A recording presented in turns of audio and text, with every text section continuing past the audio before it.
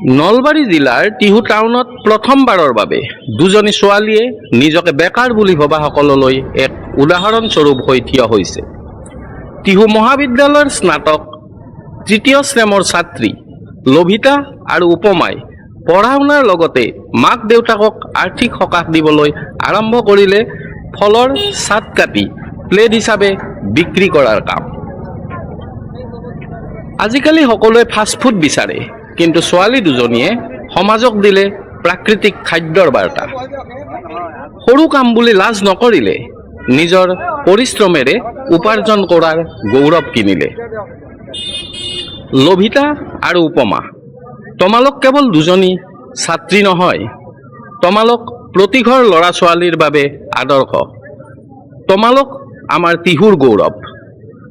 কাম সৰু ডাঙৰ নহয় ৰাইজ, কৰাৰ মনটোহে ডাঙৰ হ'ব লাগে।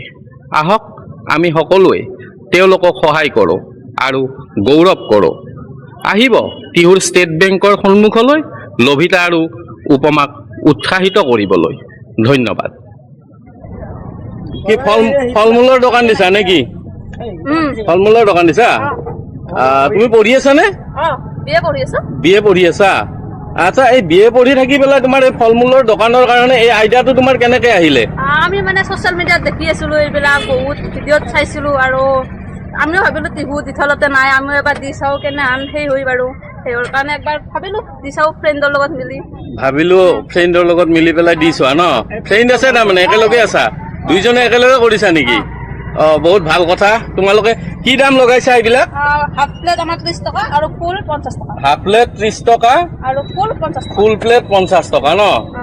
আচলতে বেলেগ এইবিলাক আৰ্টিফিচিয়েল বস্তু খোৱাতকৈ তাৰমানে কি হয়, ফল মূল খোৱাটো বেছি স্বাস্থ্যৰ পক্ষেও ভাল ন? কেনেকুৱা লাগিছে? কেনেকুৱা আপোনালোক কাষ্টমাৰ হিচাপে? ভালে লাগিছে। দামটো কম হৈছে নে বেছি হৈছে? ঠিকে আছে ন? ঠিকে আছে। কি ক'ব দাদা, আপুনি কি ক'ব? এনেকুৱা পঢ়ি থকা ছোৱালী আহিছে সিহঁতে হয়, কৰিছে, ভালে লাগিছে ন? আচ্ছা, কি ক'ব আপুনি? কি ক'ব?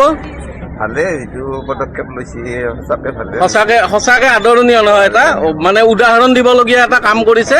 কাৰণ ডিগ্ৰী পঢ়ি আছে, ডিগ্ৰী পঢ়ি থকাৰ পিছতো তাৰমানে এনেকে ব্যৱসায় কৰি পেলাই তাৰমানে আৰু এই অঞ্চলটো হৈছে টিহু অঞ্চল। আমি বৰ্তমান আছো টিহুত আৰু খুব সম্ভৱ মই ভাবোঁ টিহুত এনেকুৱাকে কলেজৰ পৰা উঠি অহা ছোৱালীয়ে প্ৰথম কিজানি নহয় টিহুত এনেকুৱা এখন বিজনেছ কৰাটো।